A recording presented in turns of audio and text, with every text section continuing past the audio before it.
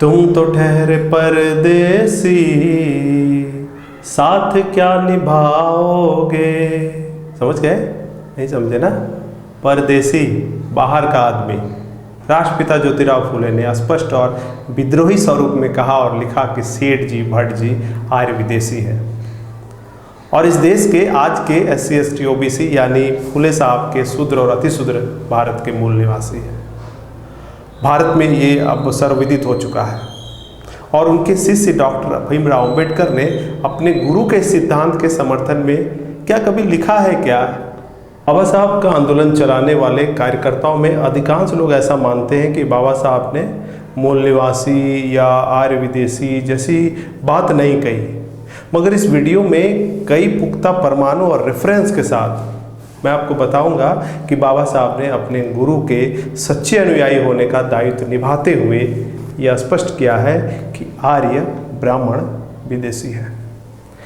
स्वागत है अनछुए पहलू के इस श्रृंखला में।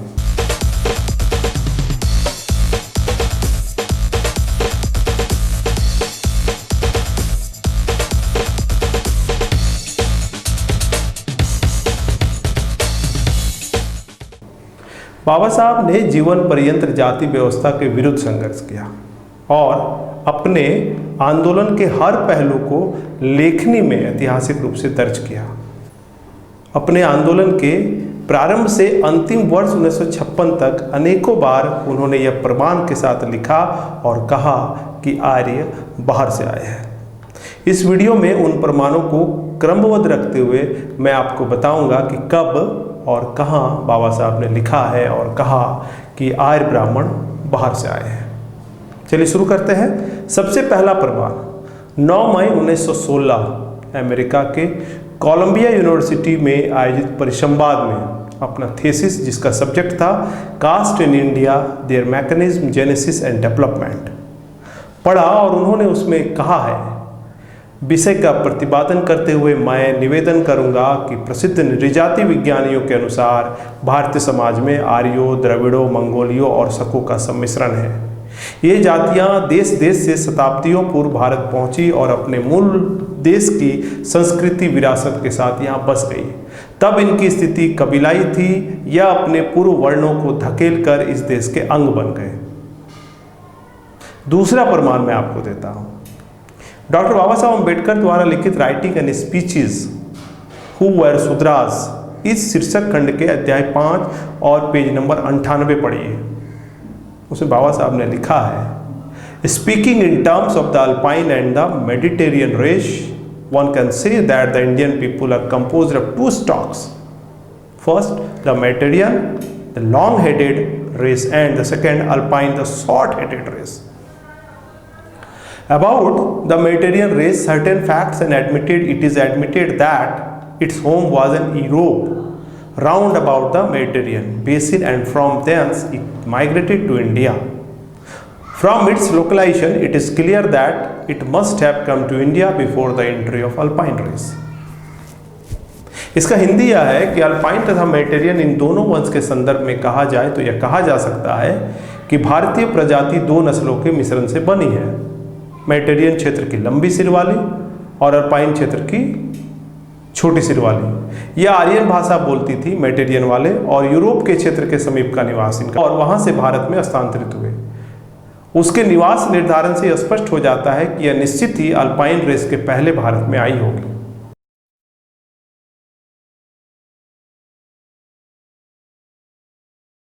अब मैं तीसरा प्रमाण आपके समक्ष रखता हूं। उसी खंड में हु वर शूद्रास के अध्याय 5 के पेज नंबर 100 में जाइए। वहां लिखते हैं Baba Saheb, this conflict on the major issues on creates a conflict on the issue of invasion and conquest. We do not know which of the 2 Aryan race came to India first, but if they belong to the Alpine race, then its home being near the Himalayas, there is no room for the theory of invasion from outside. इस विरोधाभास से आक्रमण और विजय के संबंध में भी मतभेद पैदा होते हैं। हम नहीं जानते हैं कि आर्यों की कौन सी रेस में किस रेस का आगमन भारत में पहले हुआ।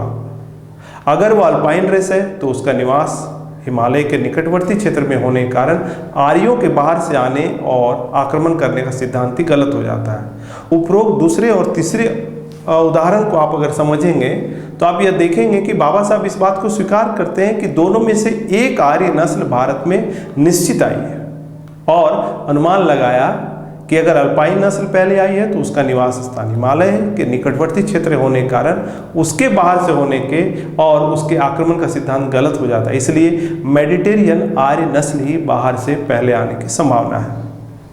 मतलब आर्य बाहर से भारत आए हैं, यह तथ्य निर्विवादित है। विवाद कौन सी नस्ल पहले आई है और कहाँ से आई है इस बात पर है। चलिए चौथे प्रमाण की ओर बढ़ते हैं। बाबा साहब द्वारा लिखित राइटिंग एंड स्पीसीज छूत कौन थे, इस शीर्षक खंड के अध्याय 7 पेज नंबर 100 में बाबा साहब लिखते हैं, the third to remember is that the Tamil और Dravida was not merely language of south India but before the Aryan camps it was the language of the whole of India and was spoken from Kashmiri to Rameswaram। तीसरी बात जो याद रखने की है कि तमिल और द्रविड़ केवल दक्षिण भाषा की भाषा नहीं थी, किंतु आर्यों के आगमन के पूर्व समस्त भारत की भाषा थी और कश्मीर से रामेश्वरम तक बोली जाती थी। बाबा साहब का यह मत स्पष्ट है कि आर्यों का भारत में आगमन बाहर से ही हुआ है। पांचवा प्रमाण 28 अक्टूबर 1951 का पंजाब के शहर लुधियाना में बाबा साहब ने भाषण दिया और यह भाषण खैरमोड़े द्वारा लिखित डॉक्टर भीमराव अंबेडकर पुस्तक के पृष्ठ संख्या 190 में दर्ज है। बाबा साहब अंबेडकर जनसभा को संबोधित करते हुए इस भाषण में कहते हैं कि when the Aryans came over to India, Varna system came into force. People were given the rank in the society according to their birth. Some were called Brahmins, some Kshatriya, some Vaishya and some Sudras and other untouchables. Hindi में जब आर्य भारत में आए तब वर्ण व्यवस्था प्रस्तापित हुई। लोगों को उनके जन्म के आधार पर समाज में दर्जा दिया गया। किसी को ब्राह्मण कहा गया, किसी को क्षत्रिय कहा गया, किसी को वैश्य कहा गया, किसी को शूद्र और अन्य को अछूत। स्पष्ट है। अब छठा प्रमाण की ओर चलते हैं। 15 अक्टूबर 1956 धम्म दीक्षा समारोह के वक्त नागपुर में बाबा साहब अंबेडकर का ऐतिहासिक भाषण है। बाबा साहब वहां बोलते हैं, धम्म दीक्षा का स्थान नागपुर ही क्यों निश्चित किया गया, इसका कारण बताते हुए बाबा साहब ने कहा है, जिन्होंने बौद्ध इतिहास का अध्ययन किया होगा उनके समझने में यह बात आएगी कि भारत में बौद्ध प्रसार अगर किसी ने किया होगा तो वह नाग लोगों द्वारा किया गया है। नाग लोग आर्यों के भयंकर शत्रु थे। आर्य और अनार्य में भयंकर युद्ध हुए। आर्य लोगों द्वारा नागों को जलाने के उदाहरण भी पुराणों में मिलते हैं। अगस्त मुनि ने उनमें से केवल एक नाग मनुष्य बचाया, उसी के हम वंशज हैं और नागपुर नागों की भूमि है। सातवां प्रमाण 24 नवंबर 1956 बनारस के सारनाथ में दिया गया भाषण। 24 नवंबर 1956 को बाबा साहब बनारस से सारनाथ जाते हैं। वहां पर उपस्थित समुदाय को, भिक्षु संघुओं को संबोधित करते हुए वो कहते हैं कि हमने भारत का प्राचीन इतिहास समझ लेना चाहिए। भारत में सर्वप्रथम आर्य और नाग लोगों का युद्ध हुआ। आर्यों के पास युद्ध में घोड़े थे और उनके बल पर उन्होंने नागों पर विजय हासिल की थी। वही नाग आज हिंदू हैं। नागों ने सर्वप्रथम बौद्ध धर्म का स्वीकार किया, उन्हें बौद्ध धर्म का प्रसार करने में सफलता मिली, परंतु इन नागों को खात्मा करने के लिए आर्यों ने बार बार प्रयास किए हैं। अब एक और प्रमाण मैं आपको देता हूँ। 25 नवंबर 1956 बाबा साहब अम्बेडकर ने बनारस विश्वविद्यालय में विद्यार्थी परिषद का उद्घाटन करते हुए उन्होंने जो अंग्रेजी में भाषण दिया, और यह बात मराठी साप्ताहिक प्रबुद्ध भारत में दिनांक 24 अगस्त 1957 और धर्मदत्तु मासिक में दिनांक दिसंबर 1956 के पृष्ठ संख्या 245 में छपी थी। अपने उद्घाटन पर दिए हुए अंग्रेजी भाषण में उन्होंने कहा है, many of the people who were commonly considered as Hindus now originally belonged to Naga race. These Nagas were the original inhabitants of India before Aryans. They were more civilized and cultured than Aryans. Aryans cultured cannot be considered superior only from the conclusion that they conquered the Nagas. The cause of the victory of Aryan is their mode of transport. Arya used to fight by riding the horse, whereas the Nagas used to fighting by standing on their legs. अभी अक्सर जिन्हें हिंदू समझा जाता है उनमें से बहुत से लोग मूलतः नागवंश के हैं। आर्यों के पहले यह नाग भारत के मूल निवासी थे। वे आर्यों से अधिक सुसंस्कृत थे, केवल आर्यों ने नागाओं को हराया, इस एकमात्र निष्कर्ष से आर्यों की संस्कृति उनसे श्रेष्ठ थी ऐसा नहीं कहा जा सकता। आर्यों के विजय का कारण उनका परिवहन का साधन था। आर्य घोड़ों पर सवार होकर लड़ते थे, जबकि नाग पैदल ही लड़ते थे। जब बाबा साहब ने स्पष्ट रूप से कहा है कि आर्यों के पहले नाग इस देश के मूल निवासी थे, तब आर्य भी मूल निवासी कैसे हो सकते हैं?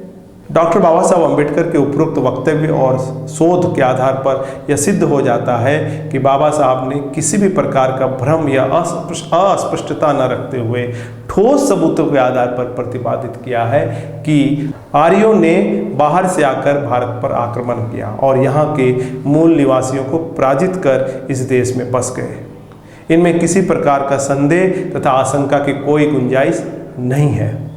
बाबा साहब के साहित्य को अध्ययन करिए। बहुत सारे आज के आंदोलन के दृष्टिकोण में आपको दोस्त और दुश्मन की पहचान के तथ्य मिल जाएंगे। उन्होंने अपने गुरु ज्योतिबा राव फूले के सच्चे अनुयायी होने का दायित्व निभाया। अब हमारी बारी है, आइए बाबा साहब को अध्ययन करते हैं। जय संविधान, जय भारत।